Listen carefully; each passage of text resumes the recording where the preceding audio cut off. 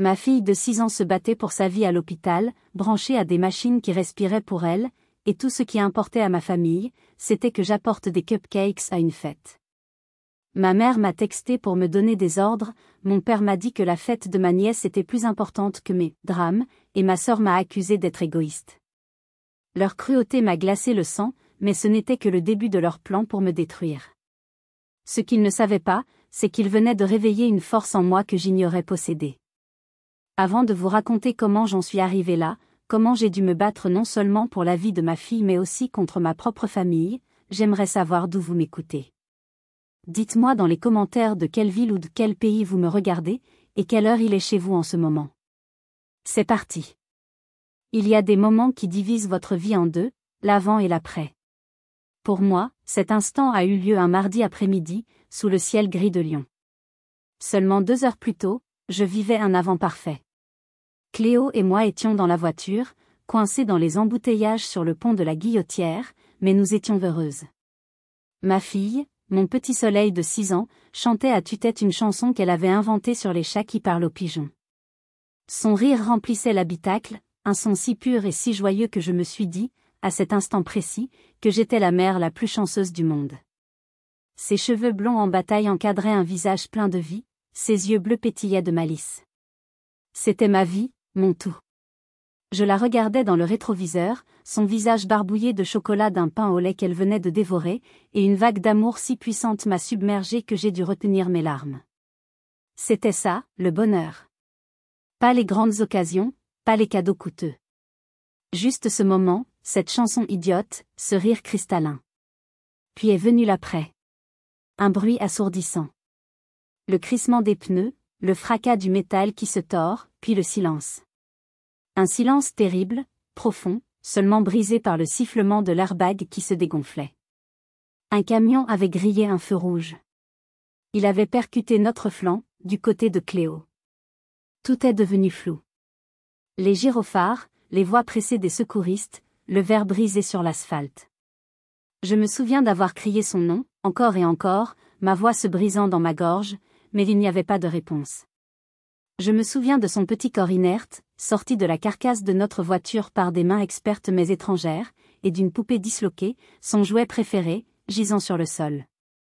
Une tache rouge s'étendait lentement sur sa jolie robe à fleurs. C'était mon sang, le leur, je ne savais pas. La culpabilité m'a frappée avec la violence d'un second impact. J'aurais dû être plus attentive. J'aurais dû voir le camion.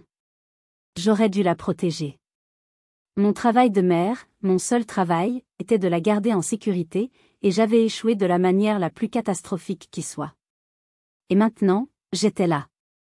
Assise sur une chaise en plastique inconfortable dans un couloir blafard de l'hôpital Édouard Herriot. L'odeur d'antiseptique et de peur stagnait dans l'air. Le bip-bip régulier et impersonnel des machines s'infiltrait à travers les portes du service de réanimation, chaque son martelant mon crâne comme un rappel de la fragilité de la vie de ma fille.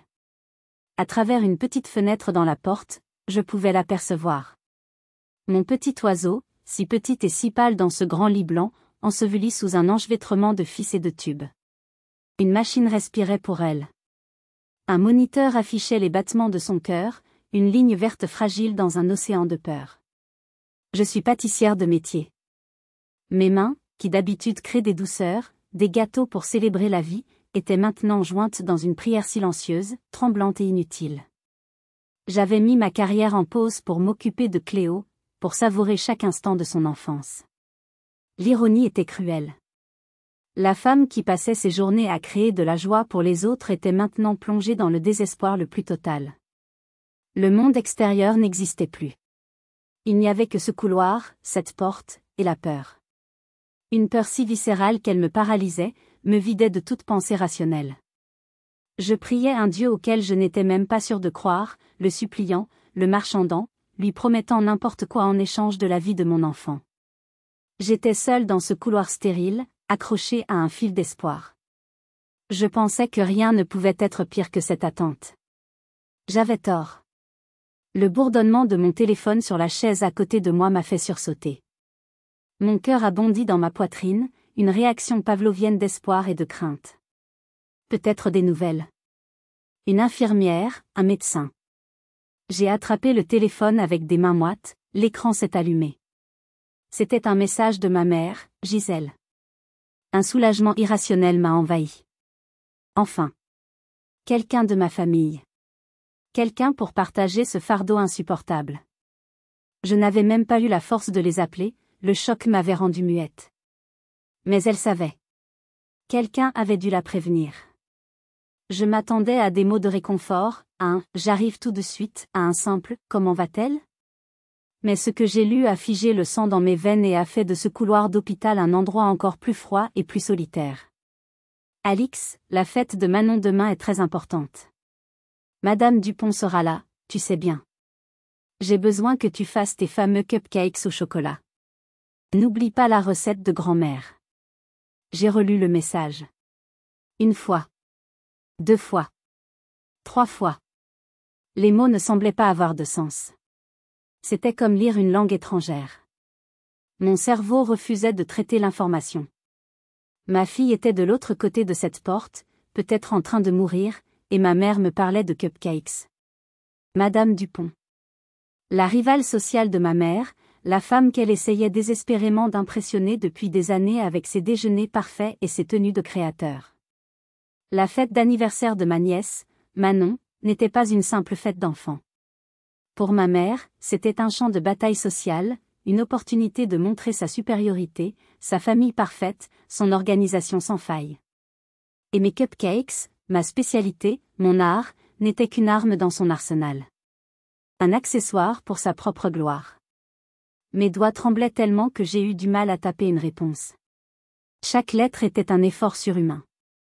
Maman, Cléo a eu un accident. Nous sommes à l'hôpital. Elle est en réanimation. C'est grave. J'ai envoyé le message, le cœur battant, espérant, priant pour que ce soit un malentendu. Qu'elle n'avait pas compris la gravité de la situation. La réponse a été quasi instantanée, mais pas de ma mère. Elle est arrivée dans le groupe de discussion familiale sur WhatsApp. C'était ma sœur, Karine. Ça recommence. Alix sait toujours comment rendre les choses dramatiques pour attirer l'attention. Une douleur physique, aiguë, m'a transpercé la poitrine, me coupant le souffle. Dramatique ? Mon bébé était peut-être en train de mourir, et c'était du drame ? Avant que je puisse réagir, un autre message est apparu. Mon père, Bernard, en message privé cette fois. Son style était plus direct, plus brutal. La fête de ta nièce est plus importante que tes caprices. Fais ton devoir de famille. Mon devoir de famille. Ces mots résonnaient en moi. Mon devoir avait toujours été de les servir. D'être la baby-sitter de secours pour Karine, l'enfant en or qui ne pouvait jamais être dérangé. D'être le soutien émotionnel de ma mère lors de ses innombrables crises de nerfs sociales. D'être la pacificatrice, celle qui arrondissait les angles, celle qui sacrifiait ses propres besoins pour maintenir une façade de normalité. J'étais leur outil, leur commodité. Et même maintenant, alors que mon monde s'effondrait, ils s'attendaient à ce que je continue de jouer mon rôle. J'ai regardé l'écran, le fil de la conversation. Pas une seule question sur Cléo. Pas un « est-ce qu'on peut faire quelque chose ?» Rien. Juste des ordres, des reproches, une irritation à peine voilée que ma tragédie personnelle vienne perturber leurs plans. Une rage froide a commencé à monter en moi, une rage que je n'avais jamais ressentie auparavant. Elle a supplanté la peur, le chagrin. J'ai répondu dans le groupe, mes mots simples et factuels. Je ne peux pas. Je reste avec ma fille. La réponse de ma mère est tombée comme un coup près. Ne sois pas égoïste, Alix. Tu as toujours tout gâché avec ton besoin d'attention. Ne gâche pas ça pour ta nièce. Égoïste. Le mot m'a frappé avec la force d'un coup de poing. Moi, qui avais passé ma vie à m'effacer pour eux. Moi, qui avais mis mes rêves de côté pour être là pour eux. Moi, qui étais assise sur cette chaise en plastique, mon cœur en 1000 morceaux, priant pour la vie de mon enfant. J'étais égoïste. Leurs mots n'étaient pas seulement cruels, ils effaçaient l'existence de ma fille, sa souffrance. Pour eux, ma tragédie était simplement un inconvénient. Juste au moment où je fixais mon téléphone, incapable de croire à la monstruosité de leurs paroles, la porte du service de réanimation s'est ouverte. Ce n'était pas une infirmière. C'était un médecin, un homme d'une 50aine d'années au visage fatigué mais bienveillant. Il m'a regardé avec compassion. Madame Martin? Je suis le docteur Fournier. Je voulais juste vous dire que l'état de votre fille est stable pour le moment. C'est une petite battante. Nous la surveillons de très près. Chaque mot était un baume, une encre dans la tempête de ma panique. Stable. Le mot le plus beau du monde. Puis, il a hésité, son expression se faisant plus grave. Aussi, votre mère est à l'accueil. Elle demande à vous voir avec insistance. Le mot « insistance » était bien choisi. C'était la méthode de ma mère. Elle n'attendait pas, elle exigeait. Elle ne demandait pas, elle ordonnait. Mon estomac s'est noué.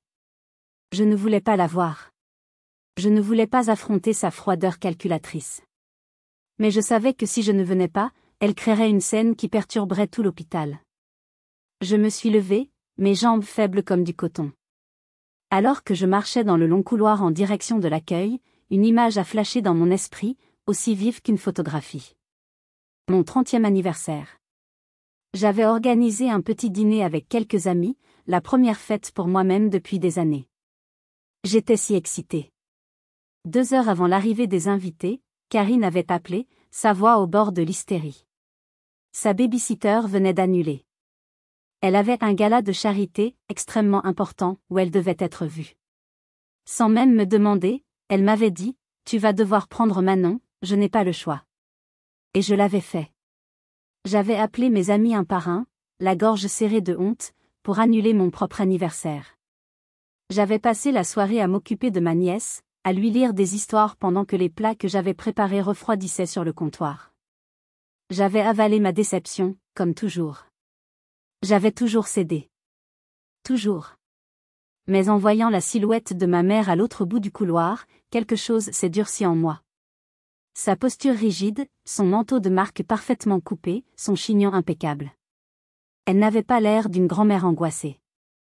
Elle avait l'air d'une femme d'affaires contrariée par un retard de livraison. Une petite voix, une voix que j'avais étouffée pendant 30 ans, a murmuré dans ma tête, « Pas cette fois. Pas pour Cléo. » Quand je suis arrivée à sa hauteur, elle ne m'a pas prise dans ses bras. Elle ne m'a pas demandé comment j'allais. Son regard m'a balayée de haut en bas, s'arrêtant sur mes cheveux en désordre, mes yeux rougis, mes vêtements froissés. Un pli de dégoût a marqué le coin de ses lèvres. Enfin, a-t-elle sifflé, sa voix basse et pleine de reproches. « Tu as reçu mon message?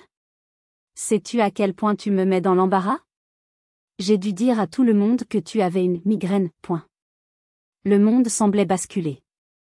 Le son des annonces au micro, le va-et-vient des infirmières, tout s'est estompé. Il n'y avait plus que son visage, dur et froid. « Maman » ai-je murmuré, ma voix rauque. « Cléo, elle pourrait mourir. » Elle n'a pas scié. Elle a eu un petit geste de la main, comme pour chasser une mouche importune. N'exagère pas. Les enfants sont solides. Mais la réputation de cette famille, elle, est fragile. Si tu ne te présentes pas avec ces cupcakes demain, tu nous humilieras tous. Madame Dupont pensera que nous sommes incapables de tenir nos engagements. À cet instant, ma sœur Karine est apparue à ses côtés, les bras croisés, l'air exaspéré. Tu vois, maman? Je te l'avais dit. Elle ne pense qu'à elle. C'est toujours le drame d'Alix. Jamais elle ne peut faire une chose simple pour aider. Aider. Le mot a explosé dans mon esprit. Aider à quoi? À maintenir une illusion? À gagner des points dans une stupide guerre sociale pendant que ma fille se battait pour chaque respiration? Et c'est là que c'est sorti. Ce n'était pas un cri. Ce n'était pas une explosion de colère. C'était un mot, un seul mot, prononcé d'une voix calme et basse que je ne me connaissais pas. Un mot que je n'avais jamais osé leur dire. Non. Le silence qui a suivi a été total. Ma mère m'a dévisagé, ses yeux s'écarquillant de stupeur. C'était comme si son chien de compagnie venait de lui réciter du Shakespeare. La surprise a rapidement laissé place à une fureur glaciale. Karine a laissé échapper un petit rire incrédule. « Pardon » a sifflé ma mère, se penchant vers moi comme un serpent. J'ai répété, plus fort cette fois, en la regardant droit dans les yeux. Non. Je ne ferai pas de cupcakes. Je ne quitterai pas cet hôpital. Je reste avec Cléo. Le visage de ma mère s'est décomposé. Ce n'était plus de la colère, c'était de la haine pure. Une haine dirigée contre la chose qui osait enfin lui résister. Ce « non » te coûtera plus cher que tu ne l'imagines, Alix. Beaucoup plus cher. Je les ai laissés là, plantés au milieu de l'accueil, leurs visages déformés par l'incrédulité et la rage. En retournant vers le service de réanimation, je ne me sentais pas triomphante. Je me sentais vide, épuisée, comme si je venais de courir un marathon. Mais pour la première fois, je sentais aussi une étrange forme de légèreté. Le poids de leurs attentes venait, pour un instant, de quitter mes épaules. J'avais choisi ma fille. C'était la seule chose qui comptait. J'avais la gorge sèche, la bouche pâteuse. La peur, les pleurs, la confrontation, tout m'avait déshydratée. J'avais besoin d'eau.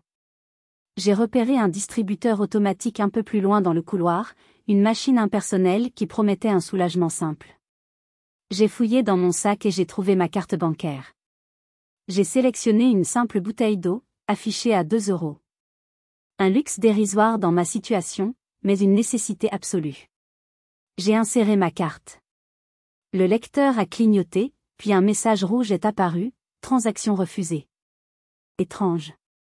J'ai réessayé, pensant que j'avais mal inséré la carte ou que la machine avait un problème. Même résultat. Une petite boule d'anxiété a commencé à se former dans mon estomac.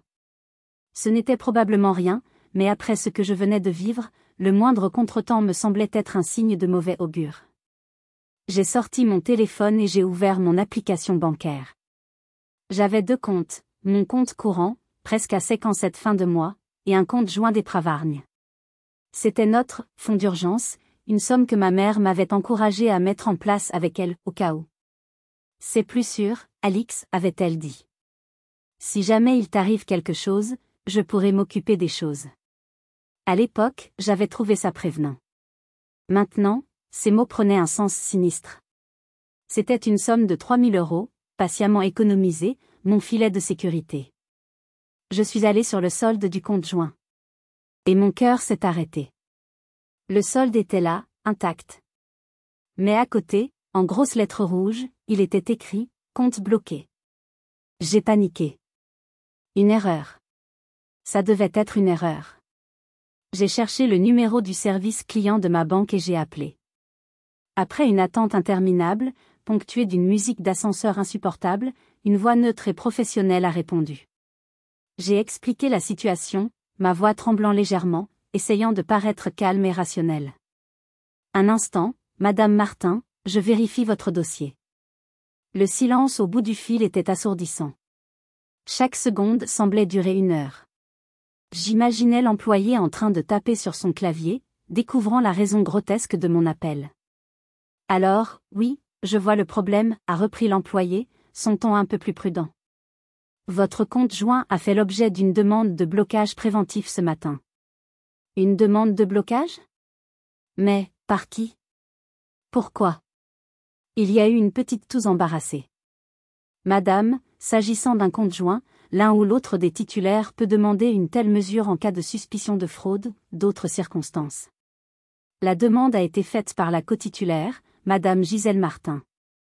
La menace de ma mère m'est revenue en pleine figure, précise et glaciale. Ce « non » te coûtera plus cher que tu ne l'imagines.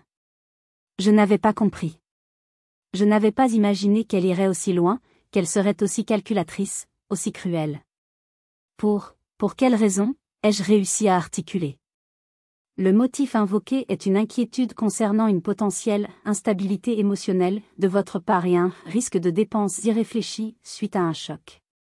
C'est une mesure de protection, madame. Une mesure de protection.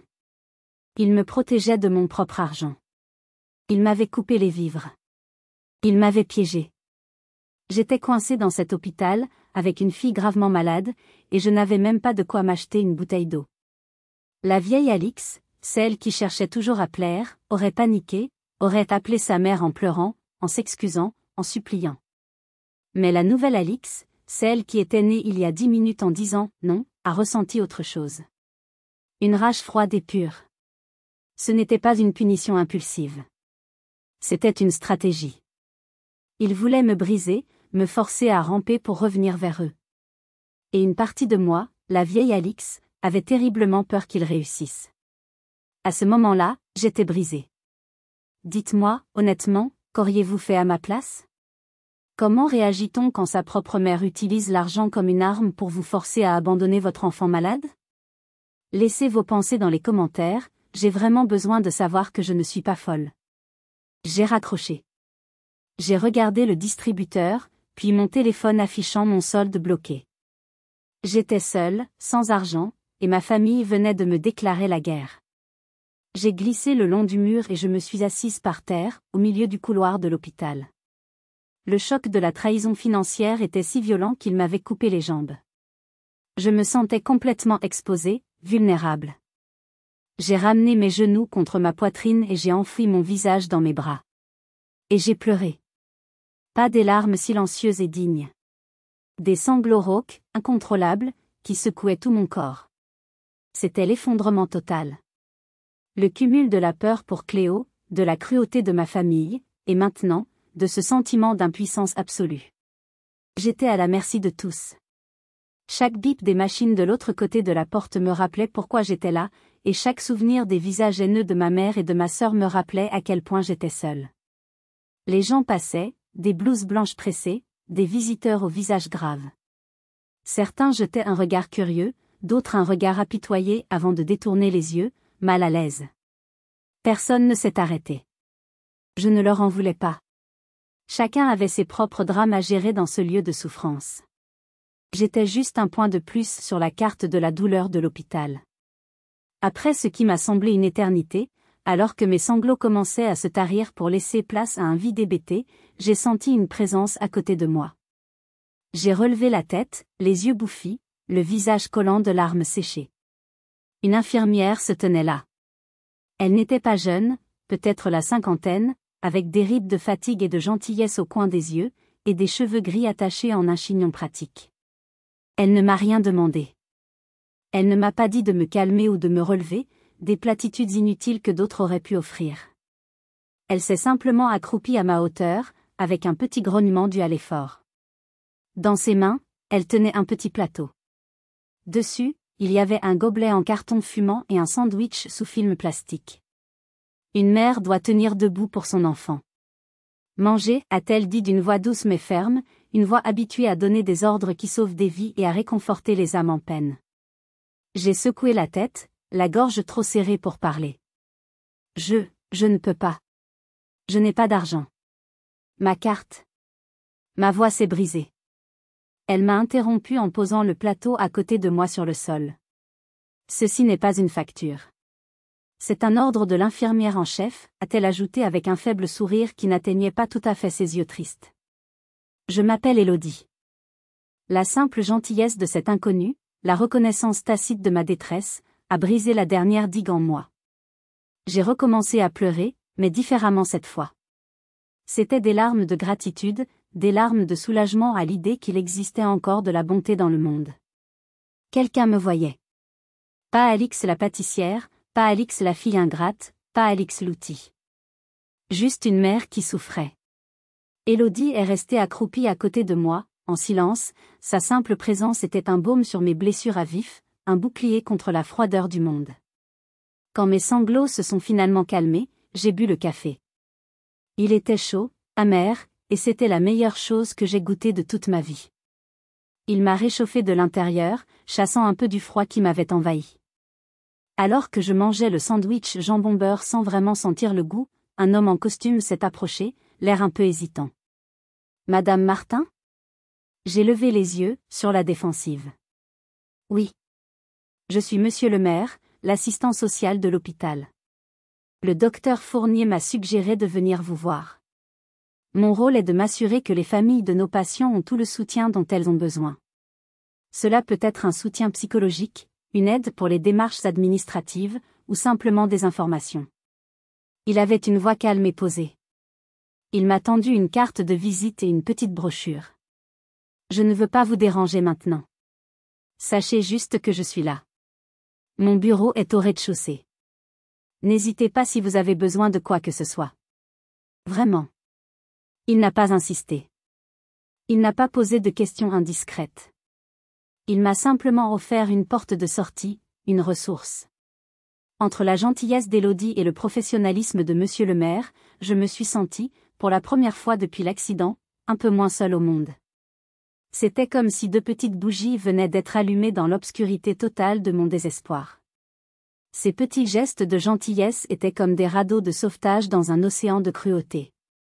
Mais ne vous y trompez pas, la tempête n'était pas terminée. En fait, ma famille ne faisait que commencer à se déchaîner. Reprenant un peu de force grâce au café et au sandwich, je suis retournée m'asseoir sur la chaise inconfortable près de la porte de la chambre de Cléo. La fatigue était immense, mais la rage me tenait éveillée. J'ai pris mon téléphone, une partie de moi espérant stupidement y trouver des excuses, un message disant que tout cela n'était qu'un terrible malentendu. À la place, j'ai trouvé un champ de bataille. Le groupe WhatsApp familial était en feu. Il y avait des dizaines de notifications. Avec une appréhension grandissante, j'ai ouvert la conversation. C'était pire que tout ce que j'aurais pu imaginer. Ma tante Sylvie, la sœur de ma mère et sa plus fidèle lieutenante, venait de lancer une offensive en règle. Elle avait posté une vieille photo de famille, un Noël où tout le monde souriait faussement pour l'objectif, un mensonge capturé en images. En légende, elle avait écrit « Pensez pour ma pauvre sœur Gisèle et ma nièce Karine qui doivent tout gérer seules pendant que d'autres préfèrent créer des drames. » Certaines personnes ne pensent vraiment qu'à elles. Le sens de la famille se perd. Le message était rempli de sous-entendus venimeux, me peignant comme une paria égoïste sans même me nommer. Le message a ouvert les vannes. Karine a immédiatement répondu, jouant son rôle de victime à la perfection. « Merci tata. C'est tellement dur. » Elle a hurlé sur maman à l'hôpital, devant tout le monde. Elle a dit que la fête de Manon n'était pas importante. Le médecin a dit que Cléo allait s'en sortir, mais Alix adore l'attention, tu sais comment elle est. Un mensonge. Un mensonge délibéré et cruel. Le médecin n'avait jamais dit ça. Il avait dit qu'elle était stable. Stable ne veut pas dire sauvée. Mais la vérité n'avait aucune importance pour eux. Seule leur version des faits comptait, celle qui les arrangeait, celle qui me détruisait. Les messages ont commencé à pleuvoir. Des cousins, des oncles, des tantes que je n'avais pas vues depuis des années, qui ne connaissaient rien de ma vie, de mes sacrifices, de ma douleur. Alix, c'est indécent ce que tu fais à ta mère. Pense un peu aux autres pour une fois. Ta fille va bien, arrête ton cinéma. Gisèle a toujours tout fait pour toi, quelle ingratitude. Chaque message était une pierre qu'on me jetait. Il ne savait rien. Il n'était pas là. Il n'avait pas vu Cléo, pâle et inerte. Il n'avait pas entendu le silence dans la voiture après le choc. Il se nourrissait simplement du drame que ma mère et ma sœur leur servaient, et ils me jugeaient sans pitié. Ils étaient en train de réécrire l'histoire en temps réel, me transformant en monstre égoïste et en mère hystérique. Puis sont arrivés les messages privés, encore plus insidieux. Mon oncle Robert, ta mère est une sainte. Tu devrais avoir honte de lui causer autant de chagrin alors qu'elle est si inquiète pour sa petite fille. Ma cousine Sophie, j'espère que tu es fière de toi, tu as fait pleurer Karine. Manon est toute triste parce qu'elle pense que tu ne l'aimes plus. Ils utilisaient même une enfant pour me faire culpabiliser. J'ai suffoqué. J'étais encerclée, attaquée de toutes parts par ma propre tribu. Ils ne cherchaient pas à comprendre. Ils avaient déjà choisi leur camp. Le camp de Gisèle, la matriarche manipulatrice. Le camp de Karine, l'éternelle victime. Je n'avais aucune chance. Une vie entière passée à essayer d'être assez bien pour eux, et en quelques heures, ils m'avaient effacée, remplacée par une caricature malveillante. J'ai regardé à travers la vitre la petite forme immobile de ma fille. Elle était tout ce qui comptait. Elle était mon or, ma seule vérité. Et pour la protéger, je devais me protéger moi-même. Je ne pouvais pas la laisser grandir en pensant que ce genre de toxicité était normal, que l'amour était une chose que l'on pouvait donner et reprendre comme une arme. Mes doigts se sont mis à bouger, froids et déterminés.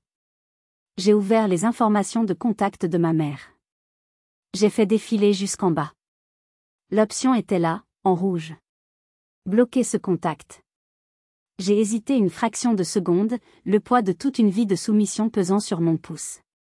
Une image de ma mère me tenant la main quand j'étais petite a traversé mon esprit, mais elle a été immédiatement remplacée par son visage haineux à l'accueil. J'ai appuyé. Contact bloqué. Un sentiment de vertige m'a envahi. Je l'avais fait. J'ai continué. Mon père. Bloqué. Ma sœur, Karine.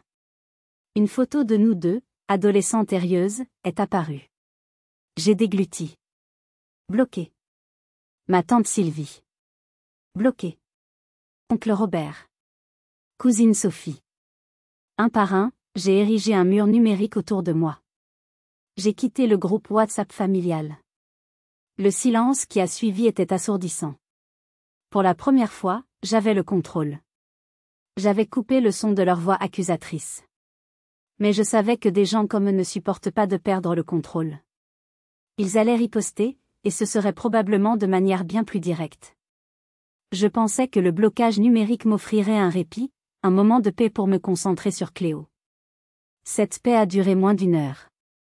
C'était une paix précaire, le calme étrange avant une tempête.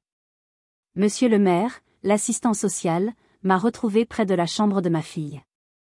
Son visage habituellement calme était tendu, ses sourcils froncés par l'inquiétude. Madame Martin, j'ai un problème, a-t-il commencé d'une voix basse, comme pour ne pas alerter les autres personnes dans le couloir. Votre famille est de retour. Votre mère, votre sœur et une autre femme. Elles sont à l'accueil et elles font une scène. Mon sang s'est glacé. Je savais qu'elles riposteraient, mais je ne les pensais pas aussi rapides, aussi effrontées. Que veulent-elles? Elles exigent leur droit de visite. Elles disent être la famille la plus proche et elles expriment de sérieuses inquiétudes concernant votre état de santé mentale et votre capacité à prendre des décisions pour votre fille. Il a marqué une pause, choisissant ses mots avec soin. Elles ont insinué que vous pourriez être un danger pour votre propre enfant. Les mots m'ont frappé comme une gifle. Ce n'était plus une question de cupcakes. Ce n'était plus une question de réputation. C'était une attaque directe contre mon statut de mère. Ils essayaient de me faire passer pour folle, pour incompétente, pour dangereuse, afin de reprendre le contrôle non seulement sur moi, mais aussi sur Cléo. Elles n'entrent pas, ai-je dit, ma voix tremblant de rage. Elles ne s'approcheront pas de ma fille. C'est hors de question. C'est votre droit, et nous le respecterons, a assuré monsieur le maire. Mais elles sont très insistantes. L'agent de sécurité a du mal à les contenir. Elles menacent d'appeler un avocat. Peut-être que si je leur parle. Je viens avec vous, ai-je décidé. Je ne voulais pas me cacher. Je ne pouvais plus me cacher. Je devais leur faire face, non pas avec colère, mais avec la force de la vérité. Nous sommes retournés vers l'accueil. La scène était pire que ce que j'imaginais. Ma mère, Gisèle, était en pleine performance. Elle parlait à l'agent de sécurité, un homme massif qui semblait dépassé par la situation. Ses mains étaient jointes dans un geste de supplication feinte, des larmes de crocodile brillant dans ses yeux. Karine et ma tante Sylvie se tenaient derrière elle, l'air grave et concerné, hochant la tête à chaque mot de ma mère. Mais vous ne comprenez pas, pleurnichait ma mère, sa voix portant dans tout le hall. Notre petite fille est là-dedans, seule avec sa mère qui, instable. Nous sommes si inquiets pour sa sécurité. Elle ne nous laisse même pas la voir. J'ai décidé de rester en retrait, dans l'ombre d'un pilier, pour écouter. Je voulais entendre toute l'étendue de leur venin. Monsieur le maire s'est approché d'elle. Mesdames, je suis l'assistant social de l'hôpital. La mère de l'enfant, Madame Alix Martin, a clairement exprimé son souhait de ne pas recevoir de visite pour le moment. Ma mère a tourné son attention vers lui, son visage se transformant en un masque de pure sollicitude, comme si elle venait de trouver un sauveur. Monsieur, merci de nous écouter. Vous devez comprendre. Ma fille, Alix, est très fragile. Depuis son divorce, elle n'est plus la même. Elle a des épisodes. Elle est paranoïaque. Nous craignons qu'elle ne prenne une décision médicale irréfléchie, sous le coup de l'émotion. Nous devons être là pour protéger Cléo. C'est notre devoir de grands-parents. Le mensonge était si énorme, si monstrueux, que j'ai eu la nausée. Elle utilisait mon divorce, une période difficile de ma vie où j'avais effectivement eu besoin de soutien qu'elle ne m'avait jamais donné, pour me dépeindre comme une déséquilibrée. Elle essayait de saper mon autorité parentale aux yeux de l'hôpital. C'en était trop. Je suis sortie de l'ombre. C'est faux, ai-je dit, ma voix claire et forte, coupant court à son discours. Les 3 femmes se sont tournées vers moi. La surprise sur leur visage a été rapidement remplacée par la haine. Alix, chérie, nous sommes juste inquiètes. A commencé ma mère, essayant de reprendre son rôle de mère aimante pour l'audience. Non, l'ai-je coupé. J'ai sorti mon téléphone et je me suis tournée vers Monsieur le maire, ignorant complètement les 3 femmes. Monsieur, voici le genre d'inquiétude que ma famille me témoigne. J'ai ouvert les conversations et je lui ai montré les messages. Le « apporte des cupcakes ». Le « tes caprices ». Le « arrête ton cinéma ». Je lui ai montré le message de ma tante m'accusant de chercher l'attention. Le visage de Monsieur le maire s'est durci en lisant. Il a levé les yeux de mon téléphone et a regardé ma mère, puis ma sœur. Il a cessé de voir une grand-mère et une tante inquiètes. Il a commencé à les voir pour ce qu'elles étaient. Des agresseurs. La bataille venait de changer de nature. Il ne s'agissait plus de ma parole contre la leur. J'avais des preuves. Si vous êtes arrivé jusqu'ici, laissez un commentaire pour nous dire ce que vous auriez fait à la place d'OP.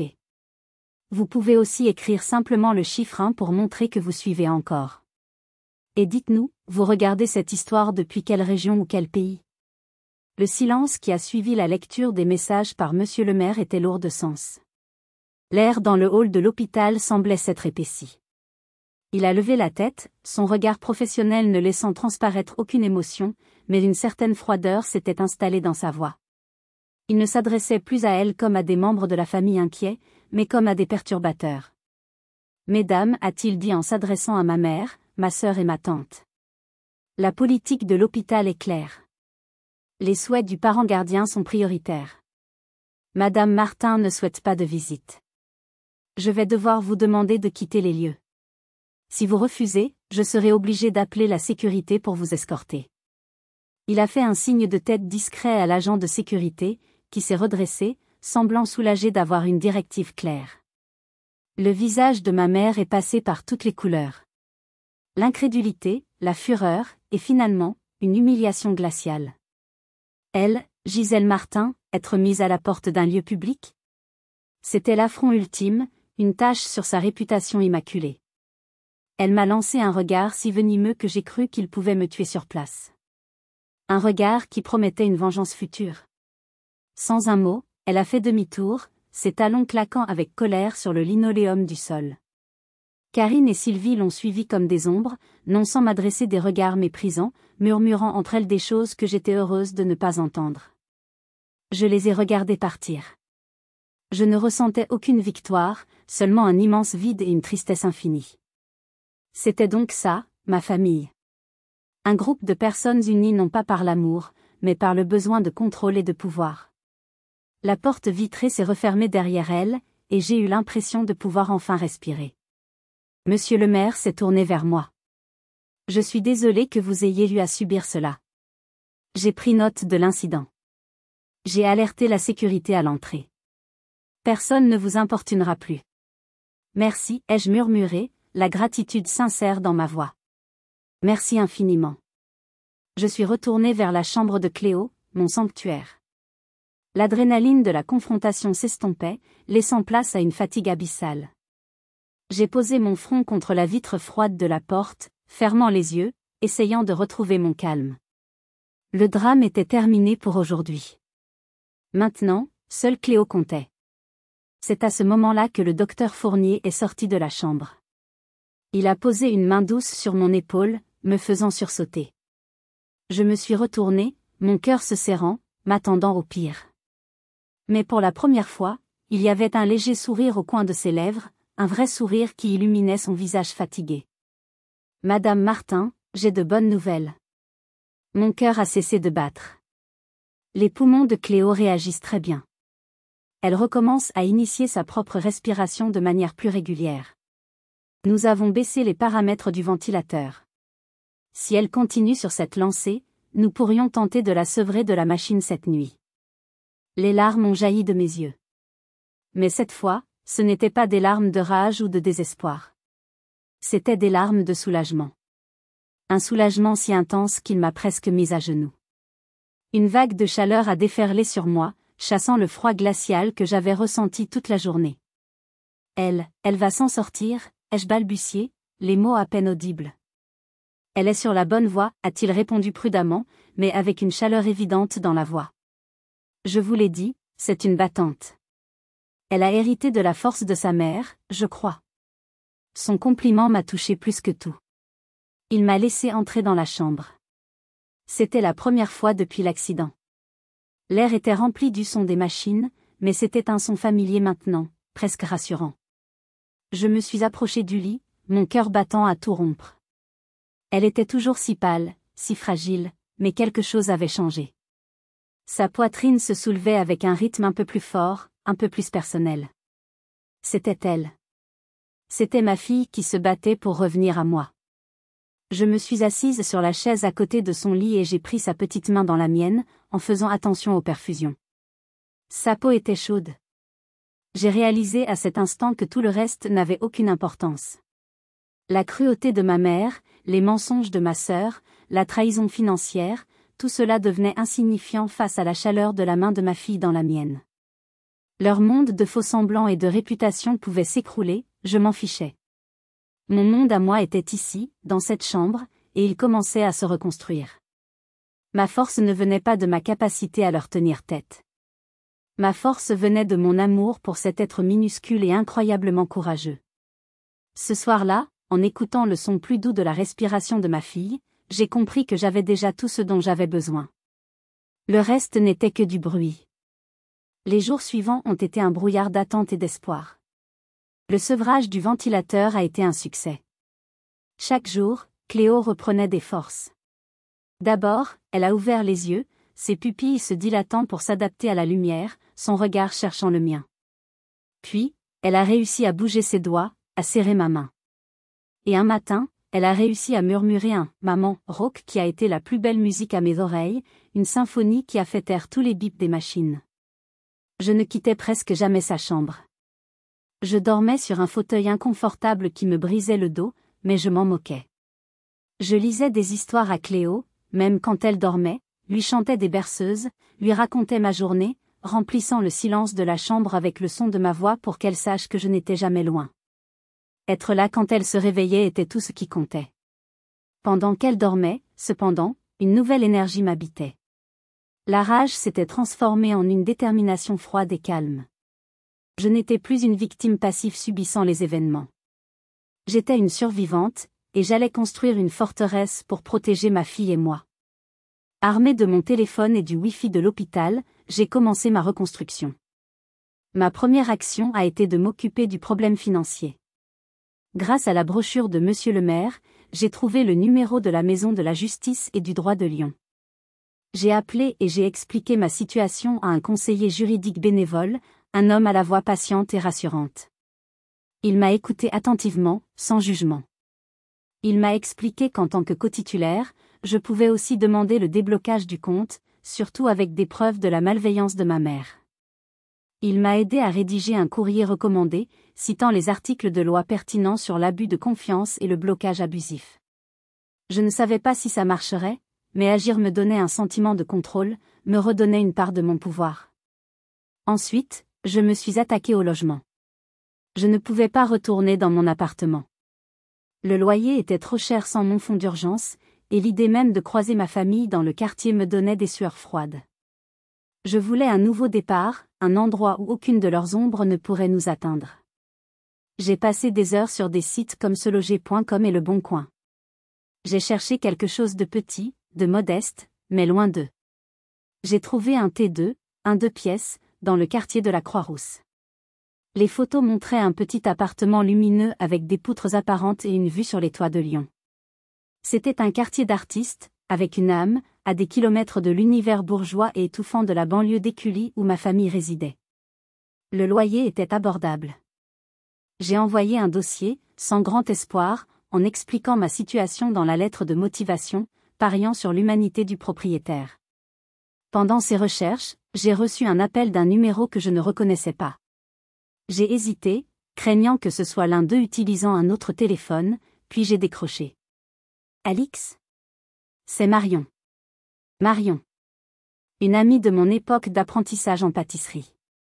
Nous avions été proches, partageant nos rêves et nos galères. Mais la vie, et surtout les exigences de ma famille qui monopolisaient tout mon temps libre, m'avaient éloigné d'elle.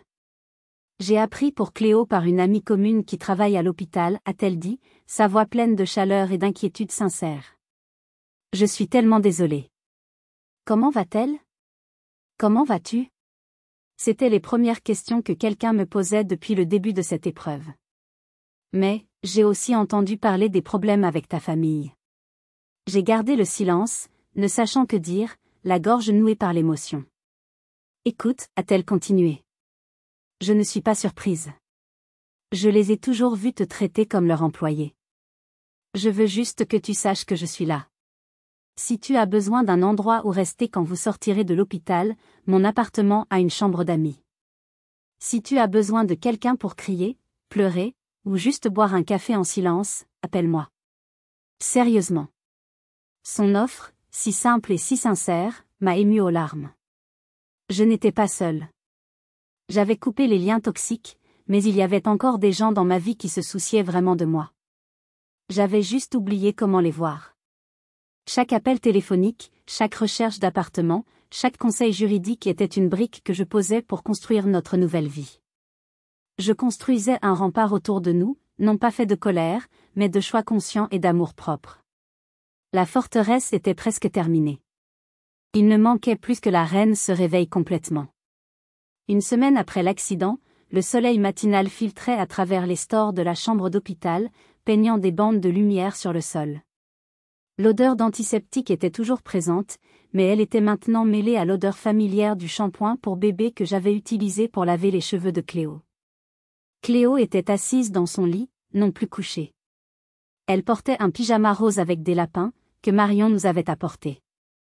Elle avait retrouvé un peu de couleur. L'hôpital lui avait servi une compote de pommes pour son petit déjeuner, et je la regardais manger, chaque cuillerée qu'elle portait à sa bouche avec une concentration intense était une victoire, un miracle. Elle a posé sa cuillère, le petit pot en plastique vide. Elle m'a regardé avec ses grands yeux bleus, qui avaient retrouvé leur éclat, leur malice d'enfant. Il n'y avait plus le voile de la douleur ou de la confusion. C'était ma Cléo. Maman, a-t-elle dit, sa voix encore un peu faible mais claire. J'ai faim. J'ai éclaté de rire. Un vrai rire, qui venait du fond du ventre, un son que je croyais avoir perdu à jamais. Puis les larmes sont venues, des larmes de joie pure, incontrôlables, qui coulaient sur mes joues. Tu as faim, ai-je répété, ma voix se brisant d'émotion. C'étaient les deux plus beaux mots que j'ai jamais entendus, plus beaux que « je t'aime », plus beaux que n'importe quelle promesse. Ils signifiaient la vie, le retour, la normalité. On va dire à l'infirmière de t'apporter une deuxième compote. Et peut-être même une tartine. Dans ce moment simple, tout le poids des derniers jours s'est envolé. Les trahisons, la peur, la colère, tout s'est dissous face à la réalité simple et merveilleuse de ma fille qui avait faim. Nous avions réussi. Nous avions traversé l'enfer et nous étions de l'autre côté, ensemble. En la regardant savourer sa deuxième compote, j'ai pensé à ces fameux cupcakes au chocolat. Le symbole de tout ce qui était tordu dans ma famille. Un amour conditionnel. Une approbation qui devait être méritée, gagnée par des actions et des sacrifices. Ma valeur à leurs yeux était directement liée à mon utilité. J'étais la pâtissière, la baby-sitter, le soutien émotionnel. Je n'étais pas Alix. J'étais une fonction. J'ai pris la petite main de Cléo dans la mienne. Sa peau était douce, chaude. J'ai juré silencieusement que jamais, au grand jamais, elle n'aurait à gagner mon amour. Mon amour pour elle n'était pas une récompense. C'était l'air qu'elle respirait. C'était le sol sous ses pieds. C'était un fait, une constante, une force de la nature.